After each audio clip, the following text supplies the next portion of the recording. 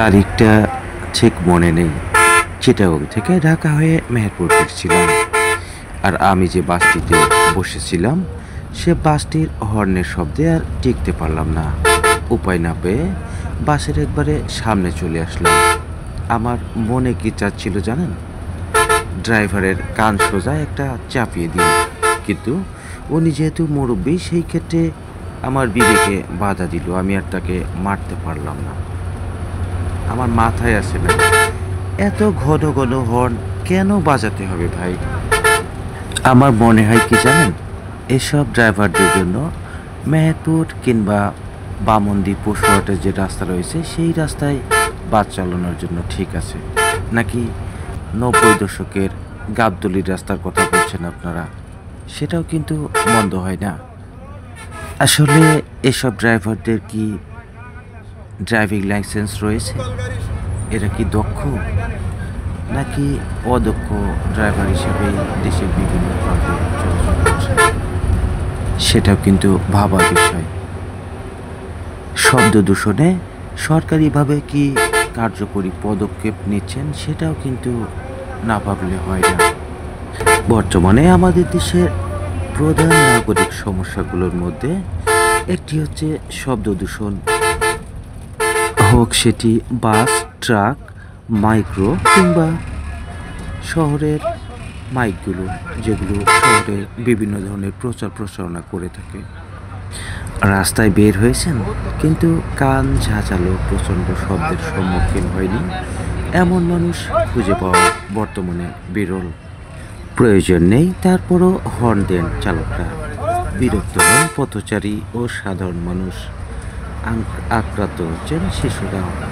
চালকদের কেউ কেউ আবার বলে থাকেন মনের অজান্তেই নাকি হর্ন বাজিয়ে থাকে তারা। এটাও কি সম্ভব বলে মনে করেন আপনি? শব্দ দূষণে শ্রবণজনিত সমস্যা, মাথা ব্যথা, মেজাজ খিটখিটে হওয়া সহ বিভিন্ন ধরনের স্বাস্থ্যগত ও মনোগত সমস্যা সৃষ্টি করে থাকে।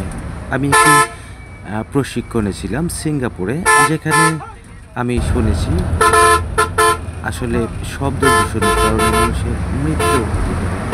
তবে আমাদের দেশে কোনো মৃত্যু হয় না, কারণ শব্দ দূষণ আমাদের কানে আসতে আসতে আমাদের সহ্য হয়ে গেছে। সেই কারণে আমরা হয়তো কোনো মারা যাই না। তাই বলে কি সরকারিভাবে কোনো পদক্ষেপ নেওয়া জরুরি নয় কি?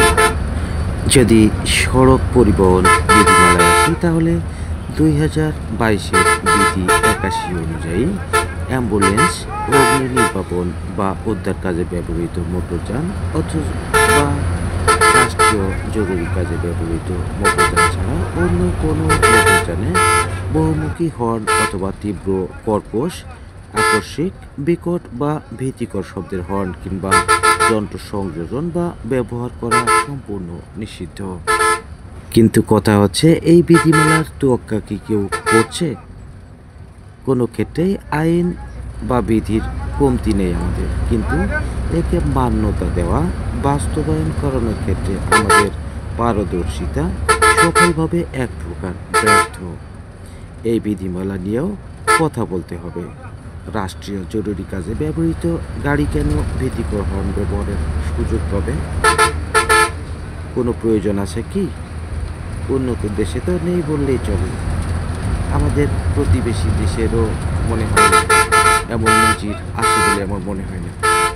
সুতরাং আমাদের হর্ন বাজানো নিয়ে সতর্ক থাকতে হবে।